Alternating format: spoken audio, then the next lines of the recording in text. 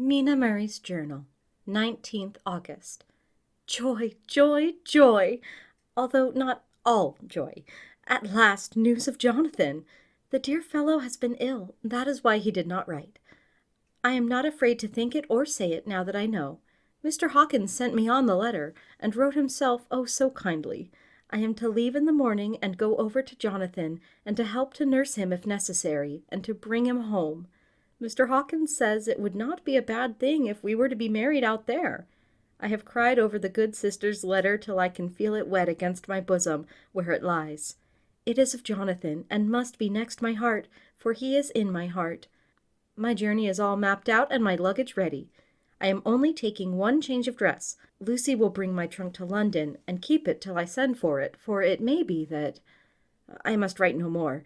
I must keep it to say to Jonathan, my husband. The letter that he has seen and touched must comfort me till we meet. Dr. Seward's Diary, 19th August. Strange and sudden change in Renfield last night. About 8 o'clock he began to get excited and sniff about as a dog does when setting. The attendant was struck by his manner, and knowing my interest in him, encouraged him to talk. He is usually respectful to the attendant, and at times servile. But tonight the man tells me he was quite haughty, would not condescend to talk with him at all. All he would say was, "I don't want to talk to you. You don't count now. The master is at hand." The attendant thinks it is some sudden form of religious mania which has seized him. If so, we must look out for squalls, for a strong man with homicidal and religious mania at once might be dangerous. The combination is a dreadful one. At 9 o'clock I visited him myself. His attitude to me was the same as that to the attendant. In his sublime self-feeling, the difference between myself and attendant seemed to him as nothing. It looks like religious mania, and he will soon think that he himself is God. These infinitesimal distinctions between man and man are too paltry for an omnipotent being. How these madmen give themselves away! The real God taketh heed lest a sparrow fall, but the God created from human vanity sees no difference between an eagle and a sparrow. Oh, if only men knew! For half an hour or more Renfield kept getting excited in greater and greater degree. I did not pretend to be watching him, but I kept strict observation all the same. All at once that shifty look came into his eyes which we always see when a madman has seized an idea, and with it the shifty movement of the head and back which asylum attendants come to know so well.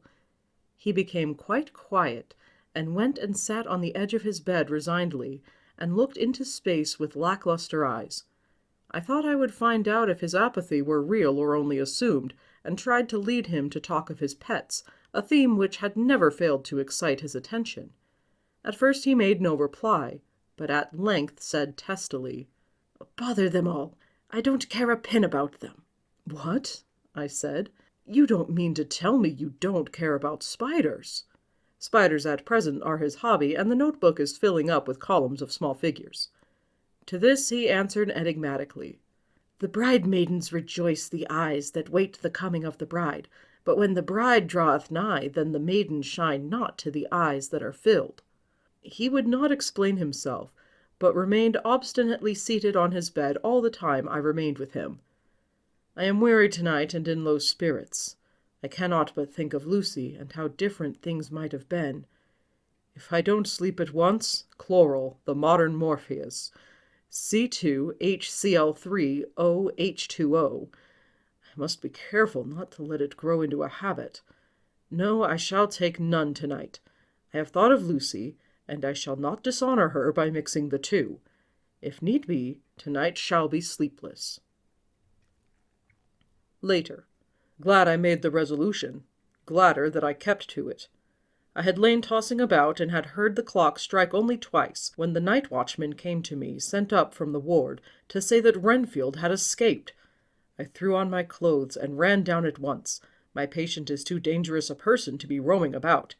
Those ideas of his might work out dangerously with strangers. The attendant was waiting for me.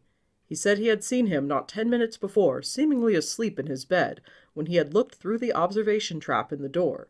His attention was called by the sound of the window being wrenched out. He ran back and saw his feet disappear through the window, and had at once sent up for me. He was only in his night gear and cannot be far off. The attendant thought it would be more useful to watch where he should go than to follow him, as he might lose sight of him whilst getting out of the building by the door. He is a bulky man and couldn't get through the window. I am thin, so with his aid I got out, but feet foremost, and, as we were only a few feet above ground, landed unhurt. The attendant told me the patient had gone to the left, and had taken a straight line, so I ran as quickly as I could. As I got through the belt of trees, I saw a white figure scale the high wall which separates our grounds from those of the deserted house. I ran back at once, told the watchman to get 3 or 4 men immediately and follow me into the grounds of Carfax, in case our friend might be dangerous. I got a ladder myself, and crossing the wall, dropped down on the other side. I could see Renfield's figure just disappearing behind the angle of the house, so I ran after him. On the far side of the house I found him pressed close against the old iron-bound oak door of the chapel. He was talking, apparently, to someone, but I was afraid to go near enough to hear what he was saying, lest I might frighten him, and he should run off. Chasing an errant swarm of bees is nothing to following a naked lunatic when the fit of escaping is upon him. After a few minutes, however, I could see that he did not take note of anything around him, and so ventured to draw nearer to him, the more so as my men had now crossed the wall and were closing him in. I heard him say, "I am here to do your bidding, master. I am your slave, and you will reward me, for I shall be faithful. I have worshipped you long and afar off. Now that you are near, I await your commands, and you will not pass me by, will you, dear master, in your distribution of good things?" He is a selfish old beggar anyhow. He thinks of the loaves and fishes even when he believes he is in a real presence. His manias make a startling combination. When we closed in on him he fought like a tiger. He is immensely strong, for he was more like a wild beast than a man.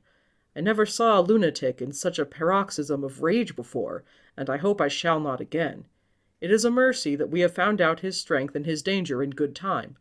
With strength and determination like this, he might have done wild work before he was caged. He is safe now at any rate.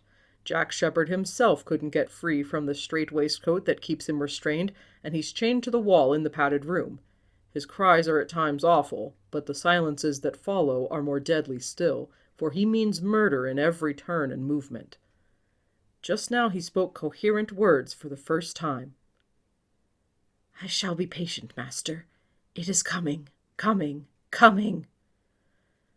So I took the hint and came to. I was too excited to sleep, but this diary has quieted me, and I feel I shall get some sleep tonight.